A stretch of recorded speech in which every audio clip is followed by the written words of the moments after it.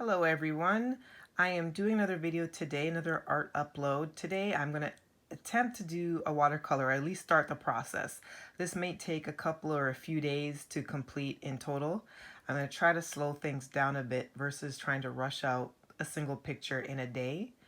I've been really practicing a lot with sketch portraits, doing a lot of graphite work, but the end result in the back of my mind has always been I want to be able to do portraits via paint. I really want to get into watercolor, gouache, and oil painting. That is my end goal. And even going as far as to getting familiar with digital art and doing portraits via my iPad and getting use of my Apple Pencil.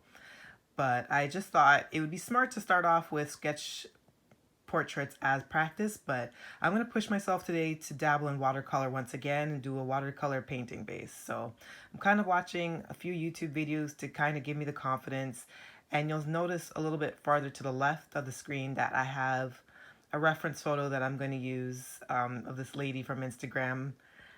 I hope she's okay with me using her as a reference photo.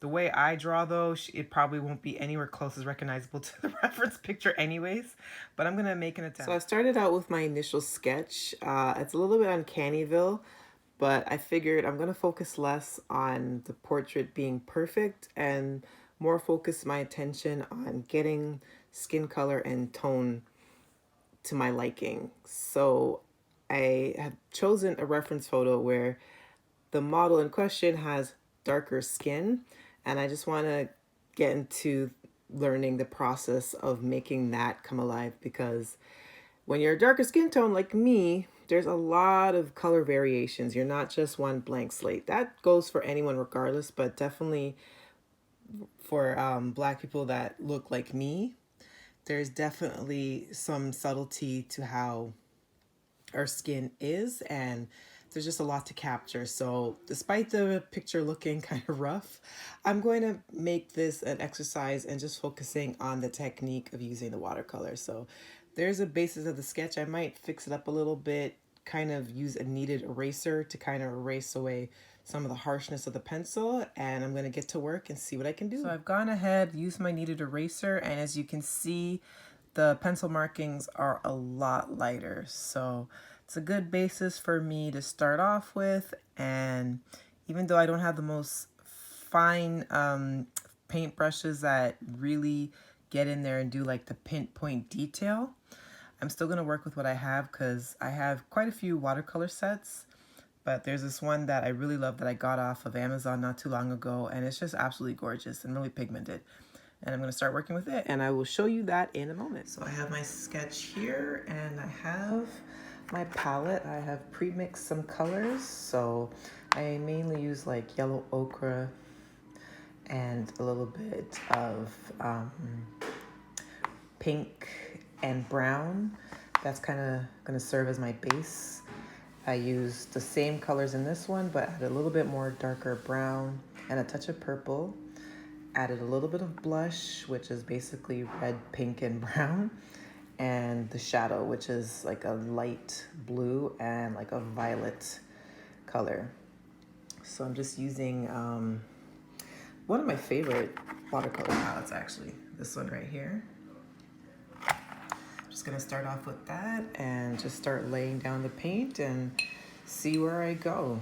I find layering with watercolor really challenging, but we'll see where this takes me.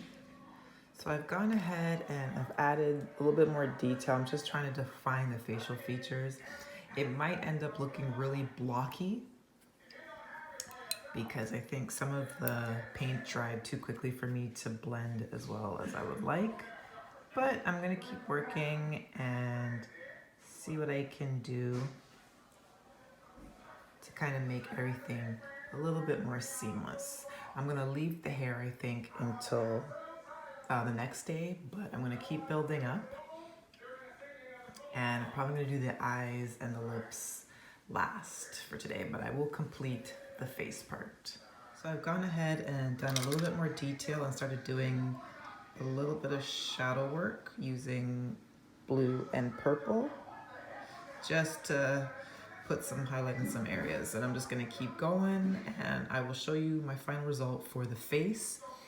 And tomorrow I will continue with the hair and finish that off. So for my reference to what I have painted so far, so it's not perfect, but it is the starting base, and I got a lot of the shading done. So tomorrow I'm gonna move on into defining the details of the eyebrows.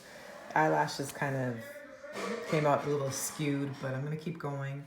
Gonna add in little highlights here and there, and I'm gonna work on the hair and see if I can learn about layering hair texture using watercolor and see if it is satisfactory. But thank you for joining me for the first half of this learning to paint a portrait. I really appreciate it. Hope you have an amazing day. Peace.